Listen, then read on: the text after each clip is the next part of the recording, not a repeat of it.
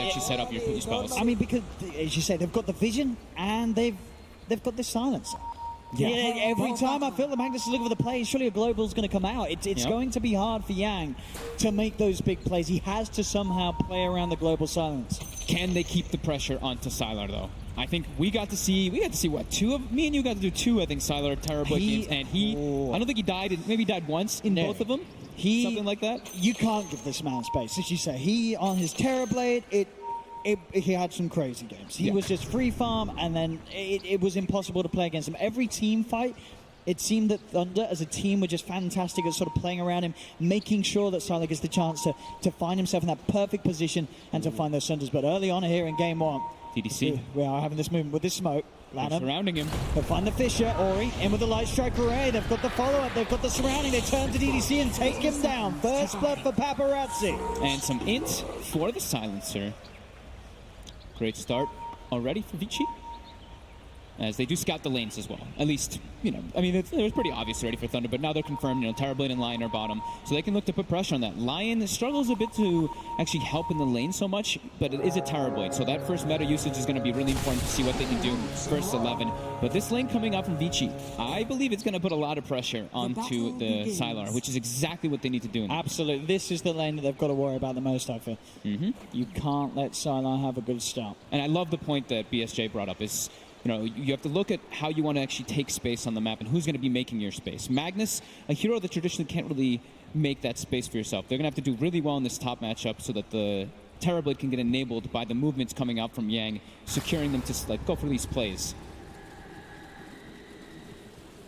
And we'll see likewise how much pressure Thunder can put onto Paparazzi's Arc Warden top. The moment both Fade and Yang are going to be dual laning with a Wind Ranger and Magnus combination. It is a pretty strong dual lane coming out from Thunder to put pressure onto the Arc Warden is the one thing. If you go from power level 1, you can empower your Wind Ranger constantly, and the damage does start to add up, those right clicks. And I'm intrigued to see how the mid lane matchup goes. We have this Necrophos from Freeze being brought to the mid lane, but it's against Ori's Lina. And Ori, as sort of a mid laner in terms of performances in 1v1s, I mean, this guy, he's beaten TAs in straight up 1v1s. He's won matchups that he just shouldn't. He has been that good. But bottom lane, DDC again, a second time. This time in the lane, they find him. 11 in return. One more touch will bring him down. Sylar does get it. So they do find the trade down on the bottom lane, 1-for-1. Now that meta is going to be gone, though.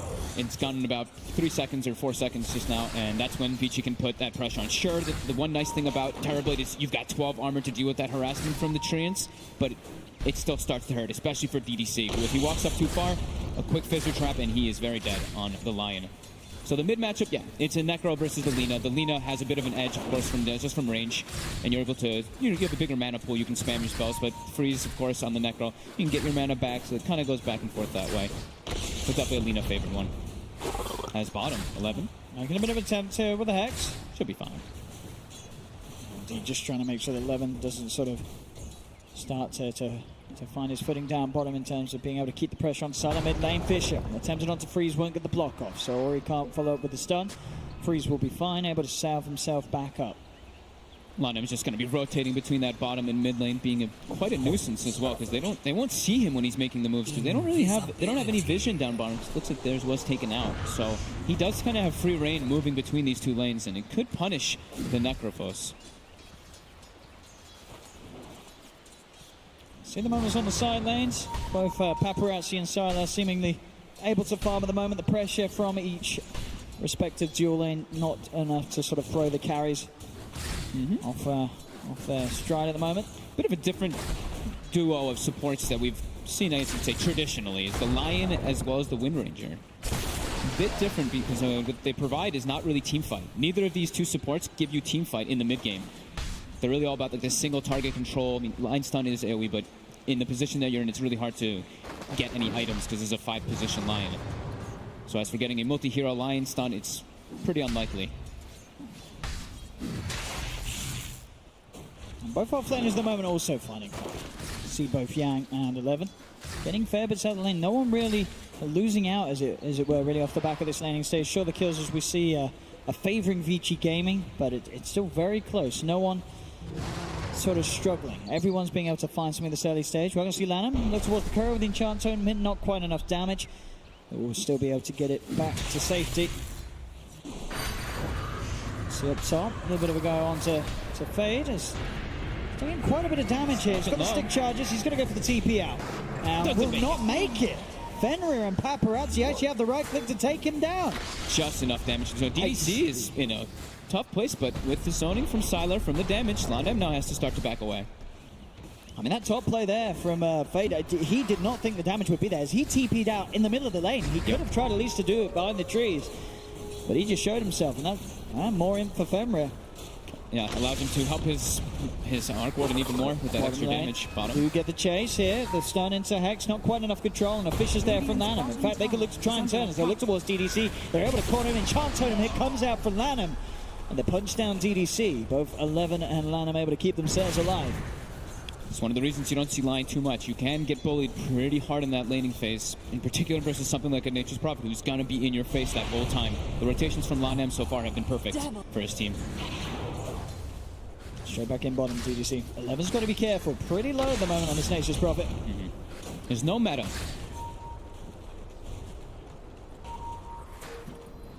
It's the other lanes at the moment. Paparazzi still second highest on the CS. So still doing very much fine for himself despite against the aggression of Fade and Yang. Yeah, they've just been playing it straight up as a duel lane. The pole was actually blocked by VGj.Thunder, so yeah, Fenrir just kind of stood in the lane. Sure, he sapped some experience, but more than worth it to secure that. And you see Yang goes for the bottle, picks up those bounties as he keeps himself nice and full so they can keep that pressure going. But the Arc Warden is farming just a little bit better than Sylar.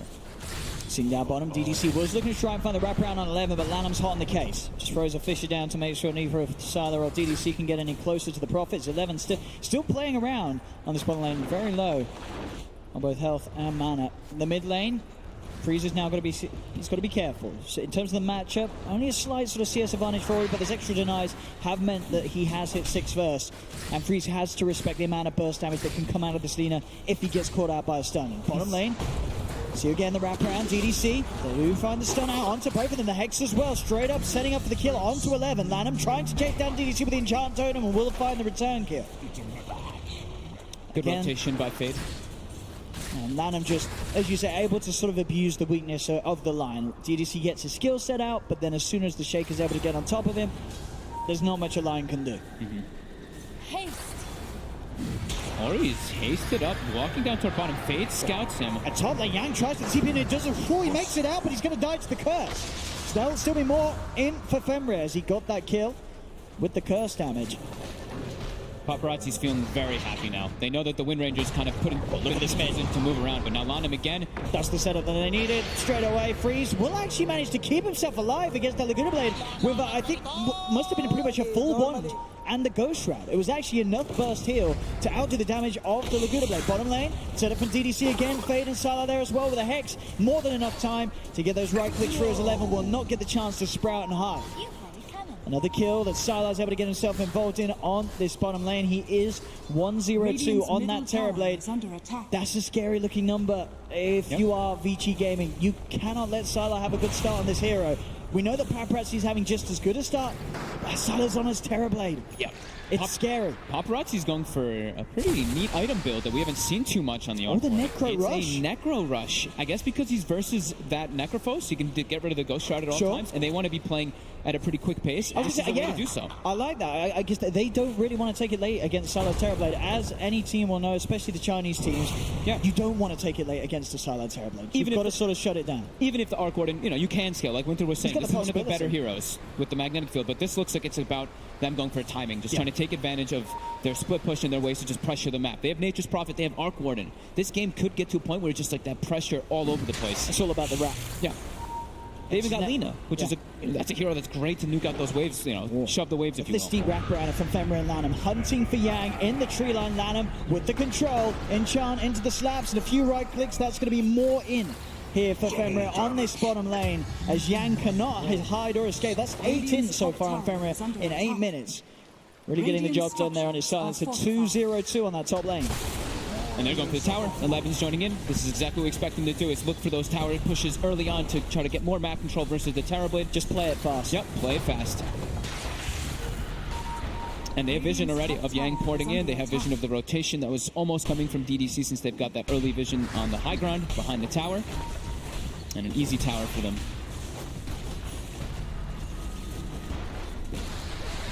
They really do have to. They have to keep the pace up though. If they are going to go for these sort of builds, this sort of play, they can't allow it to sort of get to that sort of closing to the 30-minute mark, where suddenly Sylar will turn up and he will be able to defend his pushes. Mid lane DDC unable to find the stun. They get the shackle shot, but Ori's already behind the tower, so they won't look to lead him for more. Lanham does find the Fisher. DDC just able to get himself around the tip and back up to the high ground, back to safety. Top, they're still pressuring this tower. Paparazzi does not want to give Yang any mercy, but now Fenrir may have stepped up a bit too far as rotations are coming in. You see Freeze. Look at towards Fenrir. DDC coming in as well. They've got the Reaper's Scythe down as well as the stun. They'll take him out. He's gone for 15. They're falling low though here as Paparazzi still with that Tempest double doing damage. He'll look towards Yang Yang, able to secure himself back to safety. Now mid also Fade. With a shackle. Just ruin the combo here for the moment from Ori and will allow Fade to back off. Lanham's there though, looks for the Fisher block off, does find it. They're bringing in Ori and Levin, and do they have the burst of control? Yes, indeed they will, because Fade, he's blocked up. Maybe they haven't got enough damage. They haven't. DDC's there with the stun onto Lanham. Lanham, he's trying to hide, but they've got the vision. They'll be able to bring down Lanham. And they find 11 as well. Look at the stun back up in a second. Looks like 11 may just be speedy enough to get away, and he is. He's able to get out with the phase boots. Yep. I think Ori was just like, I'm so low on mana. As soon as he missed the Dragon Slave, he just started moving away. Lanham, maybe it was a little bit of miscommunication as he commits forward and ends up actually dying for it. More and more space for Sylar as he goes uninterrupted on this bottom lane. They pretty much have to be running around as this 3-man unit on VGj.Thunder right now. They need the Lion, they need the Wind Ranger, they need the Necro, because Magnus still needs time before he can be that space creator. We see the Blink is 1,500 gold away for Yang, so he can't really contribute too much to helping his team out while Sylar goes for that free farm. And that should be the book one pretty much finished up for Paparazzi now. We'll see where he sort of takes himself with that. If we do see him go straight towards the mid lane or the bottom lane to look to apply that tier 1 pressure elsewhere, after they have, of course, already taken the tier 1 top. A mid lane. See, Lanham was trying to find some sort of a wraparound, but Thunder keeping themselves backed up. As Vici Gaming now able to push in on mid. Not even needing Paparazzi at the moment, just with the pressure of the Treants. We see exactly what they want to do. They're like, yep, they can't actually go for these fights much. They don't have the Blink tag on the mag. However, Yang is getting a decent wraparound. They want to just... Vici wants to just pressure towers non-stop to be able to hunt this Tower Blade inside that jungle. They find the shackle shot. Onto the Prophet, but now DDC gets turned on. Yang playing around with the RP, won't commit it as DDC will get bursted down by the Nature's Wrath. The tower as well will fall as Vici Gaming continuing to be able to play at the pace they'd hoped to. 9 for 5, 2 towers taken. So much poke and prod. You see DDC wants to walk up to get a stun off, but gets hit by a Dragon Slave, a Fissure, a Curse, a Last Word, and as well as some Spark Wraiths, then a Wrath of Nature on top. There's just so many little damage instances that come out from Vici from such a distance that they have to be careful. In order to take team fights, Thunder, it almost feels like they need Yang's Blink Dagger now. They do. 1,200 gold towards it. Just looking to find that farm Yang, and look at Vici. They do not wait. Straight down. They're like, oh, we're just gonna keep looking for the towers. Don't slow down. And they're bringing Paparazzi over this time. He's heading down towards the bottom lane. There will be a double damage rune to pick up on the way as well. As Ori will grab that into his bottle. We'll continue to play as fast as they can. At the moment, of course, Sylar is able to keep up with the gold that they're getting from the towers with the fact that he is farming as quick as he is, as him and Paparazzi pretty much even in net worth, despite the fact that Thunder themselves are yet to take any towers. They'll look towards mid lane. The TPs are coming in. Lanham ready to hold the defense, leads him with a Fisher. On the side, DDC does find the 2-man stun. Just buying the time for Sylar to continue to hit into the tier 1 tower, but now with the curse out, he'll back off. Ooh. They keep that tier 1 tower alive for now, VG Gaming. Just outside of the deny range as well. They can look to clean that one up later on for Thunder. As Paparazzi's activated the Necro book and pushing in on this bottom lane. I think Vici, they know that Meadow was just used as well, and that's one of the biggest things that Thunder can actually use to, if they want to take a fight, if they want to involve Sylar, so they should be looking to be some plays. He's found Lanham here with a quick finger. They'll take down the Shaker and look for more. Shackle shot from Fade connects. But can they get DDC in range though? He's heading straight for Paparazzi, but Paparazzi actually looking towards Fade here with the Spark Wraith, not enough to get the damage to get the kill, so Fade's TP will be successful. So Thunder able to at least push Vici Gaming away from trying to take down that tier 2 tower on the bottom lane. But now Fenrir and Ori ready to smoke up. They want to find Sylar. That's the most important target for them. They're keeping such a huge kill. Yeah, they're keeping up really well, of course, but Sylar is still right up there too. Look towards taking down the Tempest double. And we'll get it, but it's a bit of a bait because Ori's now in. The Global Silence comes out. They look to lead him with the Yules. Ori gets the connection. There's the combo. There's the burst. Sylar's got. And the big kill thereafter. They do fine. Sprout from 11 won't catch DDC, so DDC gets out of there. But Sylar's off the map for still a brief time as we're still in the early stage of the game. Only 14 minutes in, but every second counts. Where now Vici Gaming have this small window to be able to push in and know that they've got the safe knowledge that Sylar is not farming for a bit of time. Yeah, it was a great movement too, the way they set up for the kill. It's not just like any kill. They baited the Tempest up a little bit, but they also can transition into a tower. Making quick plays here with the Yules. They're going to commit the Echo Slam for this one. Do they have enough damage? The Ghost Shroud's off. They couldn't quite get the damage done. Yang does get the skewer. Reaper Sight down onto Lanham, but Lanham's still alive. He's going to back off. The light strike from Ori down onto Yang. Yang's in trouble. The Shackle's going to be sent out onto the silence of Fenrir. Will not go down, neither will Yang. Yang able to start bottling up. Freeze. Fissured is Arcane Curse, but will not be enough damage as Thunder do get out. Ooh, barely. Only just not quite enough damage there from the combo of Vici Gaming to bring down Freeze's Necrophos. It looks they messed up the combo a little bit, right? Because he did not actually get chain stun. He got the Ghost Shard up because he's got that hood. They weren't able to burst him through it. Balance the scale. That must have been like such split second between the stuns for him to get. And here we go. This is the big timing for Yang. He's got the Blink Dagger. Okay. They've got to try and find something huge with this one. If they can take team fights where Sylar doesn't have to turn up, that's the dream for Thunder. He's just got to keep on farming, at least make sure he has his BKB, which he's going for first after the Dragon Lance, because he can feel it. He knows the pressure's coming in from Vici Gaming. It is going to get to the point where he has to turn up to the fight, despite as much as he wants to keep focusing on farming. He has to be able to deal with just the Yules combo. If he just gets walked up and Yules down, then quick try for the RP, but indeed the Yules straight away onto Yang. Yang now being focused, but DDC from the sideline comes in with a wrapper, gets the two-man stun, setting up Sylar for the double kill. Only Yang to fall at the moment. The shackle shot from Fate comes in as Sylar moves in. There's the Thunder back up to full health. They find a third. They'll lose DDC.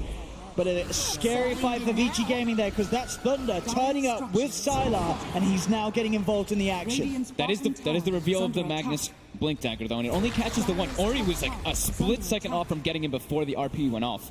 That could have turned just about everything there. But yeah, that double stun, DDC, what a wraparound. Getting it on top of Fenrir, so there's no global coming up. With the shackles, Fade, the power shot, and the urn. He's got a Yules. Yeah, he's going to be fine.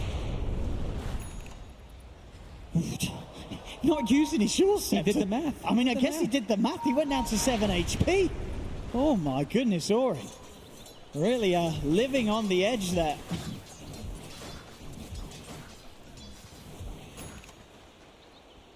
Twelve to 9.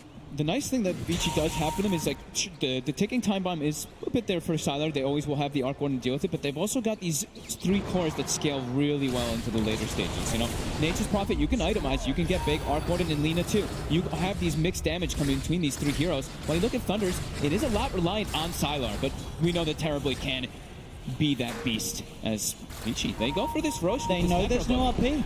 They use the double Necro Book to try to commit for this. There's no RP for 20 seconds. Oh, that's a bit killed. Fade drops extremely low because of that. As they can't contest. They're getting away with it, Vici Gaming. Thunder don't wish to turn up without the RP. No RP, no meta. Very, very difficult for them to take a fight. And yeah, 11 with the Orchid finished up. Going to go for that Shadow Blade too. He's going to be a right-clicking menace as well. An Orchid, incredibly good item versus that Necrophos. Oh yeah, and not just that, also against the Magnus. If they've got the vision of Yang having the instant silence from 11, the instant Yules from Ori, the global silence, there's so many things that Yang has to be worried about when he's playing with just the Blink Dagger. Sure, some of these will be sort of avoided when he has the Shadow Blade to get the initiation, and you'd expect afterwards looking for that BKB, but at the moment, sure, they've got a Blink RP, but it's going to be so hard for Yang to actually get it off in these fights. As we saw in that attempt in the middle lane with the instant Yules play from Ori. It's always going to be Spirit too, because they have to know where Fenrir is. Because if they do try to go for this and a global comes out, it's like, oh, it doesn't matter if he RPs. There's going to be no follow-up. Yeah. they have to catch the silencer in type of disable if the RP is coming out. So it has to be some simultaneous initiation. As we see, Fade goes for a Blink Dagger as well, and that's where we can have that simultaneous initiation from that Wind Ranger as well as the Magnus. I'm talking about Blinks, there's now one done on Lanham as well, so another problem for the Magnus, for Yang, going in for the fights. There's going to be that counterplay, and mid lane already here jumping up, but the straightaway turnaround with the Metamorphosis is enough to take the Aegis out of Ori's hands. They're very grouped up though, Thunder. They're moving in, see if they can chase down Ori. BKB's popped by Sylar. Do they have the control to get Ori? Ori's able to use up, dodging that last Metamorphosis. There's the power shot. Fade snipes Ori, takes him down. They get the Tempest double as well. Did cost them the BKB charge, but they're able to kill Ori twice. They're getting the Aegis and getting him once again. He melts when the TB starts the right click, and I think the Empower might have still been on too, so that extra right click damage is really significant, up to 300 per hit on Sylar. And just the positioning of that fight, you could see that Vici was really reluctant to walk into a high ground. It was actually the perfect zone for Thunder to try to go for something. Yeah, it looks like Lanham wasn't really able to get into the neighborhood to look for that jump, because he did just get the blink, but they were able to sort of capitalize on the fact that they were as grouped up as they were, Thunder. Back to less than a 1k difference between the sides. Another close game, as it were, to end the day here of day one of TI8 group main event. And now they know, but right now Vici does know Metamorphosis is down. There is an RP to be worried about, but without Meta, that's probably their biggest thing that they have to be concerned if they try to take any engagements. But they are looking to just, they're going to keep farming up, it seems. 11 getting closer to that Shadow Blade. Ori is going to be the one that's looking for hunting. As a successful scan. Let's come up on both sides.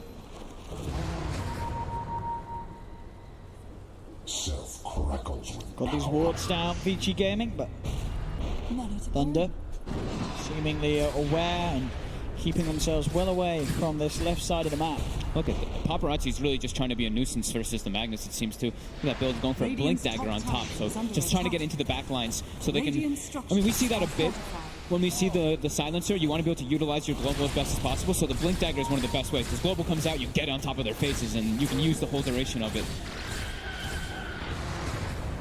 Look at this smoke play here from Thunder. It's also the Blink on, it's a similar concept to Blink versus Void too, right? Blink versus Magnus. If you're quick, if you have quick fingers, you can get that Blink up before the RP happens in some situations. But Thunder, they have meta up in 20. They're looking for something. Ori sitting on the side here. Smoke's gonna wear out Yang. He looks to commit, but straight away the global silence. The Orchid comes out. There's nothing to follow at that RP as DDC already gets picked on the back of Lanham. Straight in with the Echo. The Vision follow-up. He gets the lockdown on Silence. Silence wants the BKB, but can't get the Thunder off. They've lost 2, they've lost 3. They buy back on DDC. Fade's been spread out, cuts himself out with the power shot, but he's surrounded by the Trids. Double kill for 11. They clean up Freeze as well as Vici Gaming crush the team fight. It's exactly what we're saying with this Magnus. The jump in instantly counterplayed. A quick global. Not only that, he got orchided as soon as he jumped. The global comes out. Also in the backlines, Freeze was in a perfect spot on the sidelines. Breaks the smoke, sees everything because they have that high ground vision that they placed before that fight started. Oh my goodness. Look at that. You just see all the ultis being used from Vici, and they get a perfect fight. And that's 2 minutes in. With this build from Paparazzi, they can put so much pressure on. A full set of racks here taken in the top lane. You really have to commend the Arc Warden build this game. It's just been the perfect way to play into this Sylar Terrorblade. You can almost tell it with the way that Vici Gaming's playing. They had planned for this Sylar Terrorblade. They knew that Thunder, they always rely on this. They'll pick it up early in the draft because they feel so confident. And to give credit to them, they destroy a lot of teams with it. But Vici Gaming, they've turned up with a plan, and so far, that plan's certainly working. Look at how spaced they are. Yang gets the real one, but gets instantly orchid by 11. Look how everybody was just ready to. And look at Lanham. Lanham gets the perfect jump because that high ground vision, that ward that they have right there, tells them everything that Vici Thunder is trying to go for. But Lanham gets the perfect target, and Freeze also makes the fight a pretty much instant 4 versus 5. Look at the wards in that area. They were so prepared for a fight. It's only going to get harder for Thunder. Radiant's top shrine. Yeah, I mean, that was the reveal. Well, not the reveal, but it was the second usage of Sylar's BKB and just unable to do anything. This is why, like, Silencer is one of those heroes that really just crept out of nowhere coming into this tournament, and we're seeing what power it can have in the hands of certain teams. If you're in the right spot, you just mess up with the entire initiation. You are the perfect counter initiator. They have to find Fenrir before he gets those globals if they're going to go for those troublesome RP plays. And this is the scary thing too, is if you're playing with a Magnus, you usually as a Mag, you don't want to be the first one to jump in. If you do that, that's the situation that you're probably going to see happen a lot of the times. You have to have simultaneous initiation or clear vision of the fight in order to go for those kind of plays as Magnus. At this point as well, Sylar pretty much needs his next time before they go for the fight. He's got to get this Manta finished. Yeah. So that he can have some sort of play Radiant's against the bottom global shrine is coming under out attack. after he BKBs, as we saw that. Even when he does get the BKB out, very hard to play against just the lockdown they have. The stun combination from Lanham being followed up by Ori. He has to get that BKB out early, otherwise there's going to be no chance for him to get a sender off in the team fights. Yeah. They bought a gem now on Thunder, so this is one of the key things they need to start doing. Like we're saying, vision is so important in this. They have to be able to see where Vici is, but they also don't want Vici to see where they are. So if they can take out some of those wards, it can make the fights a little bit harder for Vici. And I think they also, they've got, was it just two Shadow Blades already, and I think it's a third one being built on top for Lanham, so the gem is going to have its uses in that point too. Paparazzi build-wise, queuing up the Hex as his next item after the Blink. More control. And he knows if he can just get on top of Sylar in the fight, quick with the Hex, there's very little Thunder can do as a lineup in terms of just keeping Sylar alive. It's also one of those, like, it's very instant, the Hex. So if they do see the Magnus, they can just get that off on him as well. And like we were talking about too, in theory, Vici should have the vision advantage in most of these fights because they've got the spark rates all over the place. They've got these screens. So Thunder, they have to have like simultaneous initiation or jumping out of a smoke is probably one of the other better ones. 11's BKB nearly finished. Sylar did opt to finish off the Hurricane Pike, in fact, before finishing the Manta Style, so still without that when the next fight kicks off. Vici Gaming, yeah, 9k advantage. They're about to pick up some big items. I think 11's about to have the full BKB. Lanham's picking up a full Shadow Blade. They're all very content with picking up these next items. We see them, they went back and farmed. They were not really too concerned. They don't feel like they're in a rush anymore after they got that one Rax advantage. 11 constantly pushing in these lanes. It's been really hard, like you said earlier, like way earlier. Thunder, they were struggling to hit towers, and it's just going to get harder and harder when they're versus an Arc Warden as well as a Nature's Prophet constantly pushing out those side lanes. Fade. Goes for the smart play. Kills the DD, doesn't want to commit forward. Would have more than likely died if he did. Bottom lane, Freeze and DDC have to be careful about giving up their position. Tower will go down, 11's able to find the deny. No gold for Thunder. As Freeze and DDC, do they really want to try and make a go on 11? 11 is sort of separated from the team, so it would not be a bad time to make a go, and they do. Straight in, but the global silence is there, and that gives a chance for 11 to put the BKB, turn around, and he goes at it with the ult, and he just takes down DDC. Freeze tries with the TP out, but the Fish is there to cancel the TP. Vici Gaming now turning their attention towards Freeze. They'll take him as well. They couldn't kill 11. They saw a chance, but global silence. Global silence. Fenrir has had no hesitation this game. Each and every time, the global's coming out instantly to keep his team safe across the map. Always in the right position. I mean, he just has to do it anywhere on the map. That time. In the other situations, it's a little harder because you don't want to get by the RP, but...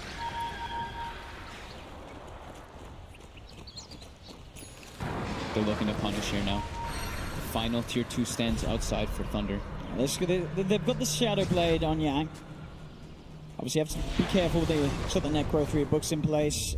As soon as they realize that Shadow Blade's there, you can expect to see Paparazzi just sort of sending the Necro units in to get vision of Yang before he makes the blink play from Invis. He doesn't want to reveal that he has this Shadow Blade. He's the one carrying the gem right now, so it looks like they may actually just smoke and try to take a fight while Global's down. That might be their best opportunity.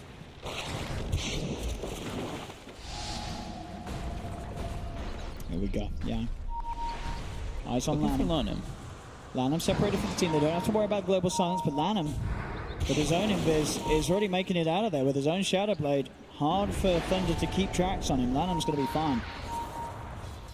I actually think, those clicking around, I actually think Thunder may have been out of smokes because they just did deliver one. Or they may not, I guess they didn't have it on anybody. Because they were grouped up looking like they were going to smoke. But now DDC does have it. But those side lanes, they have to be sure to push these out. Because whenever they're like this, if you make a smoke play and your lanes are pushing in, it's extremely obvious.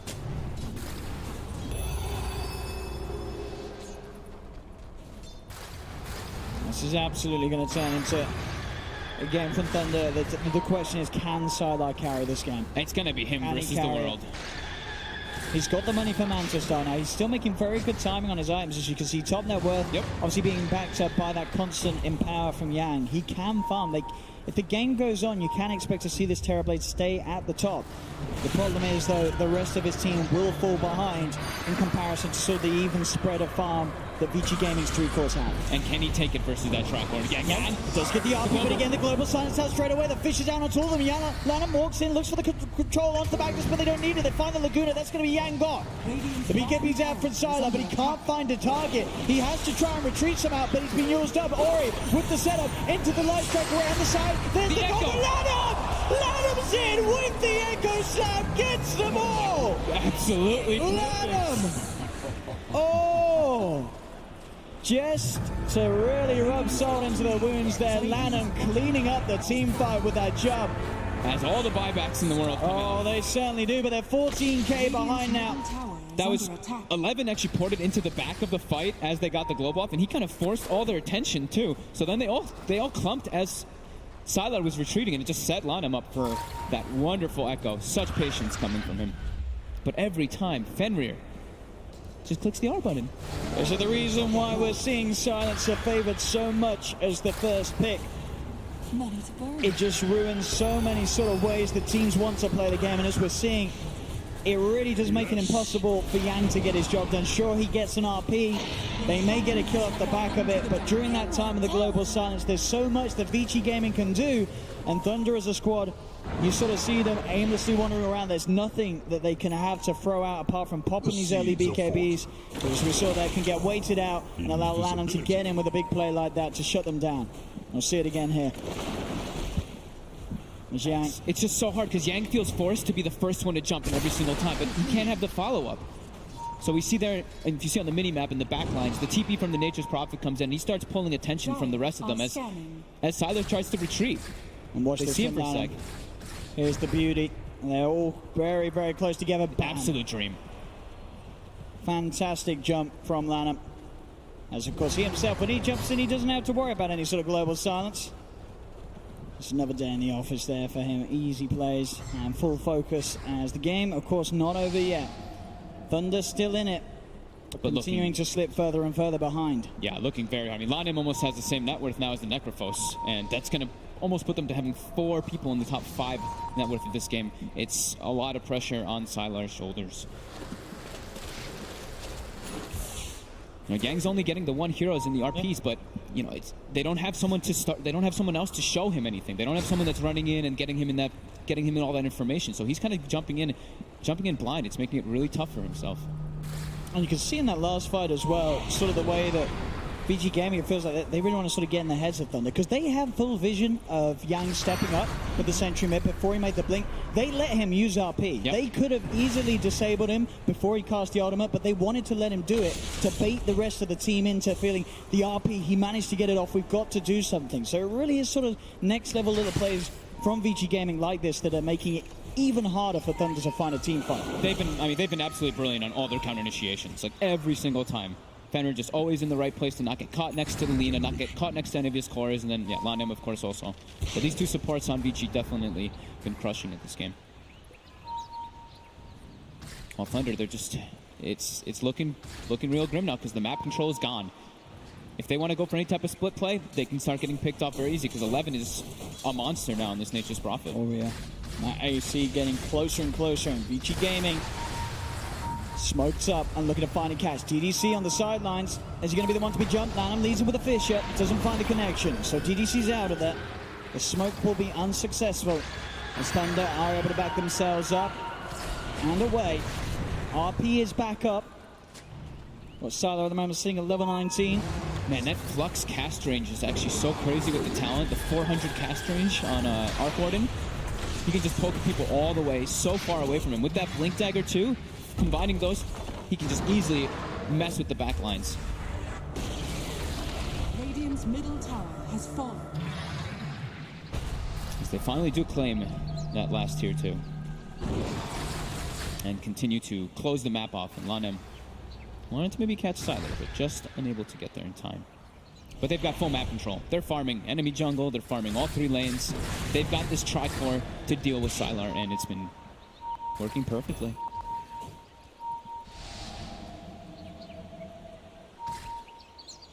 I've somehow got to find a way, Thunder, to have this team fight where Sylar can go to work.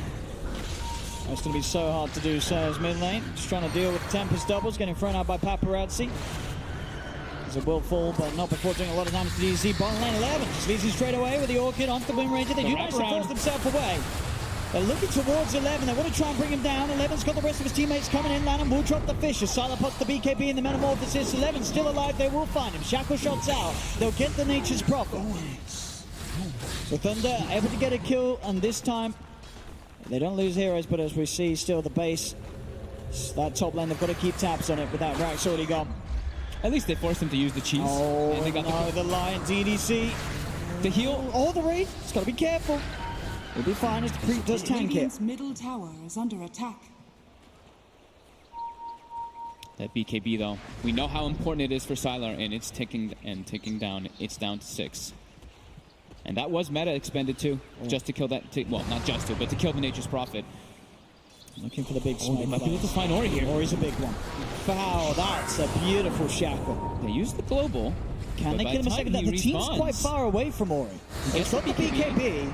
He is going to back off. Yang's got the RP. He'll use it. Tries to hold it on, see if he can get a bigger one, but just the one. That's going to be big enough. Ori's able to use himself up into the air, but there's the stun follower. They'll get Ori. A little towards the Tempest double too, but that's a couple of big kills back to back. Getting 11, getting Ori. Not just getting Ori, but also, again, this is sort of the getting through the Aegis. They're getting these kills. They are able to involve Sylar. They still need a whole lot more, though, to really climb themselves back ahead. They still sit 17,000, 18,000 behind, but certainly sort of glimmers of the chance the Thunder can pull it off if they're able to set Sylar up for greatness in these fights and these pickoffs. Yeah, I'm glad that they were quick on that one, right? The meta was starting, the Metamorphosis was about to wear off, so they're like, okay, let's try to get a quick, easy pick, and they actually do find pretty much the most important target besides Paparazzi, so gives himself a little bit of signs of life and ways to, you know, some time to push out these lanes that are constantly being shoved onto their side. And it will get a little scary for Vici Gaming if Thunder are sort of able to get to this point where they're pushing in with the Terrorblade. Because obviously with the build of the Arc Warden, when there's sort of a 5-man push coming at you, this build, it's not going to be as strong as sort of the BKB Mjolnir that they're fighting. It's all about the pushing. It's all about playing and applying pressure whilst you're ahead. So if somehow the momentum does really start to shift in favor of Thunder, we could see sort of Paparazzi's build start to be punished in a sort of sense. They're going for a cool approach, though. I clicked on the Lina, I saw Aghanims queued up, and then I clicked on the Arc Warden, and I see Dagon 5 queued up. So they're looking to just zap down this Terrorblade. That's a pretty cool way to deal with it. Yeah, the Laguna against the Aghanims Laguna against the Terrorblade, as you say, with the pure damage. That's going to be nice. And they know the BKB is extremely low already too, so they've got more than enough control. If they can burst them down with those Dagons, with the double Dagon 5 coming out from an Arc Warden, it's a lot of damage. So there we go. Aghanims on Ori. Aghanims also picked up by Lanham on the Shaker. We do have the blink for DDC, so we DDC's now sort of have this other way that Thunder can start the fights without their Magnus going in. Yeah, it's really important. Now they've kind of got 3 if they can possibly have Fate also jump. So yeah, Vision still will be a bit of a problem though for them.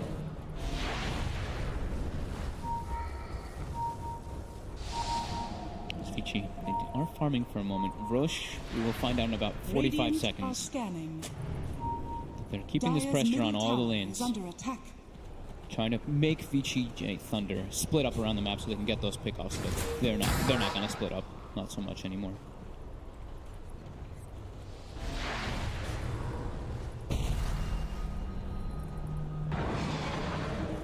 Down bottom. Yang's constantly just shadow blading, staying off the map so he can look for opportunities. We're getting close to 11, but 11 is well away from the creep wave, and already Yang Priest that's TPing back to prepare for any sort of siege that may come in on the middle lane. Smoke picked up by Yang. So they want to try and make another smoke play, but as you say, with sort of the map control that Vici Gaming have over Thunder's half of the map, it's very hard for Thunder to sort of leave the map, leave their base and look for those smoke plays without it being too obvious. Walk up this high ground, Lanham. They do find Lanham. Straight away with the shackle. The global silence does come out, but he's already got the metamorphosis off Sylar. Is it enough damage to find Lanham? He forces himself forward, but the infinite Lanham's able to get away with the Shadow Blade. You're going to see Yang jump in. He gets the RP on Ori. Ori's down. Top RP there from Yang. It's not a flashy one, but he gets the job done. He gets on Ori. They take the Lina out of the fight. Now they're looking for more. Fade tries with the shackle. Doesn't connect. 11 will be able to walk off. Radiant's middle tower. But there, again, we're sort of seeing the pickoffs that they need. It doesn't matter if it's just one in the RP. If it's one of the cores, they know it's going to stop Vici Gaming from looking to fight. And Paparazzi. Oh, he's got the lead in. Fade. Blinks in. Gets the shackle. Can they bring the rest in time? Yes, they can. Reaper Scythe as well. Paparazzi dead for 110 seconds. And let's look at that Roche timer. Oh, 10 seconds. Thunder making the clutch plays when everything is against them. I was going to say that Fade's buyback may not have been worth it because he couldn't actually find any follow catch-up, but it pays off. He finds the most important now, target on the map. If they can find Roche, that'll be the other question. I mean, obviously Paparazzi can buy back. It is up. If he feels the need to head over and contest this, they're still without Ori for 20 seconds. 11 getting quick on the split push pressure and bam, there it is. As soon as they know they're in the pit, Paparazzi's back in the game. Yeah, they've got that ward vision outside, so they see them walk in. Paparazzi has to go for that buyback. Because Yang, he's stalking 11. He's 11 for the skewer lead in straight back. But, DDC? DDC? I mean, did he DC? I mean, he didn't press X. He didn't press anything. Now 11 gets out. Maybe that looked weird. Miscommunication. I guess looking at a different part of the map. DDC wasn't looking. I'm not too sure. That was a bit of a mistake there. That was a skewer into the easiest hex of DDC's life. Are under attack. And they missed an easy pick-off that they should have gotten. They absolutely should have got that. No, there's no excuses for that one. As that is now Roshan for Vici Gaming. That's a refresher shard for Lanham. We saw what he was able to do with one Echo Slam. We'll see what he can do with two. The seeds of fortress. Is that that little pick up? Maybe not too costly, but you got to keep your cool. Who they give everything to. So Aegis is on Ori as well as the cheese. They didn't actually give Paparazzi anything. As he switched his build as well, and Paparazzi queued up the Ethereal Blade instead of the Daggons. I was so excited to see double Dagon 5. Double E-Blade's just double E-Blade's incredible. Yeah, and it's probably the safer choice as well. It's arguably more useful. Yeah. It adds to sort of the push in terms of right click. You can save your teammates, you can save yourself. Yeah, exactly. It's just the smarter build. I wouldn't be surprised if it goes well, they'll get the Dagon after the E-Blade. We're going to see them lead out of the base here, looking to jump forward, but immediately with a blink of the Shadow Blade, Ori gets out. That was quick by Lanham. Jumps himself away from Freeze's Shiva's guard. We have Sylar has 6,600 gold. And he is top of that net worth by quite a bit now. I mean, what's he thinking about? What's he getting? In this game, does he stat up or does he go full offensive? Stats are usually really good when you have the Magnus, but he could also look for something like that Butterfly. He's a little squishy though. The Lina Aghanim is the thing that maybe wants him to stat up. Well, I was going to say, because the Lina Aghanims, is there not just a temptation for him to get a Lincoln Spin? Not much else procs it. If he BKBs, there's nothing else to proc. He's not going to get zapped. Well, we'll see. And you're bang on it. There you go. There we go. He queued it up right after. He's a smart man. Look at you go. He's following my item builds. That's probably not the best of stuff, but we'll see how it works out for him.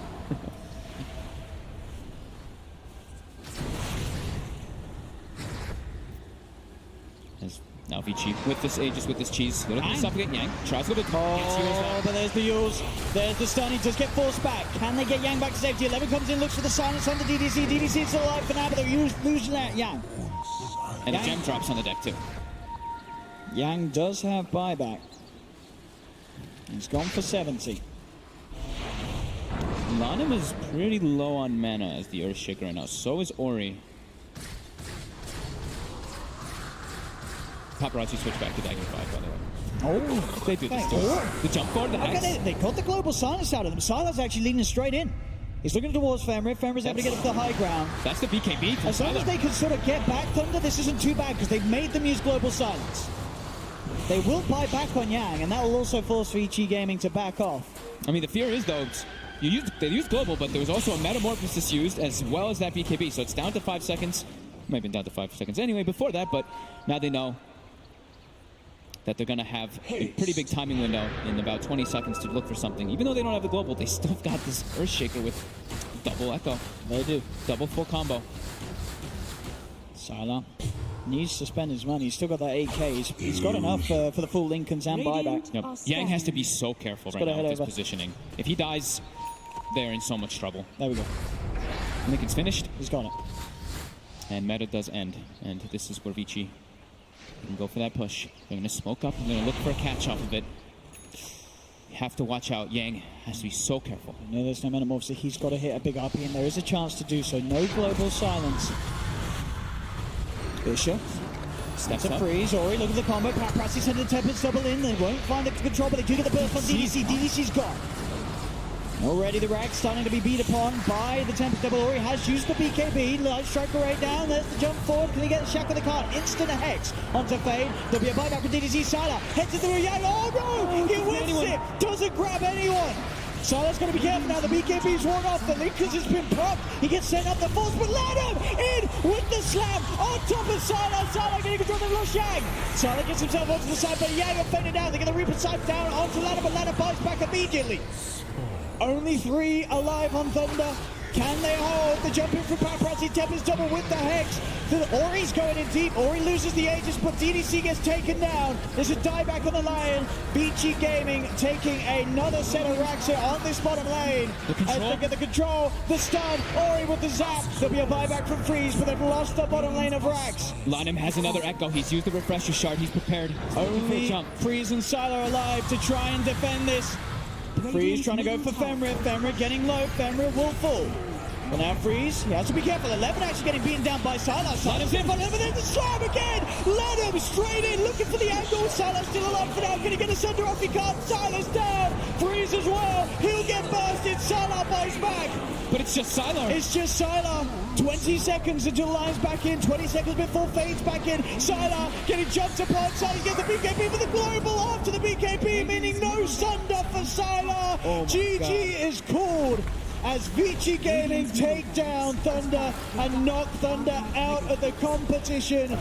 Vici Gaming will move forward, and boy did they deserve it here, taking down one of the big sort of end bosses in China, the Sylar Terrorblade. Vici Gaming, they had the answer, they'd done their homework, they came with a plan, and it was perfect. In a pretty, I wouldn't say, maybe it's not strange, but a different way, right? Going for this book on this Arc Warden, going for this pressure early on to get that lead coming out, and the globals coming out from Fenrir were on fire, and Lanham, Lanham Shaker. Lanham Shaker. Absolutely beautiful, some great stuff coming out, but the defensive plays by Thunder were pretty remarkable in that last instances. The defensive force staffs coming in, I think they just kept saving people over and over again, but just that power of Vici just comes through at the end there.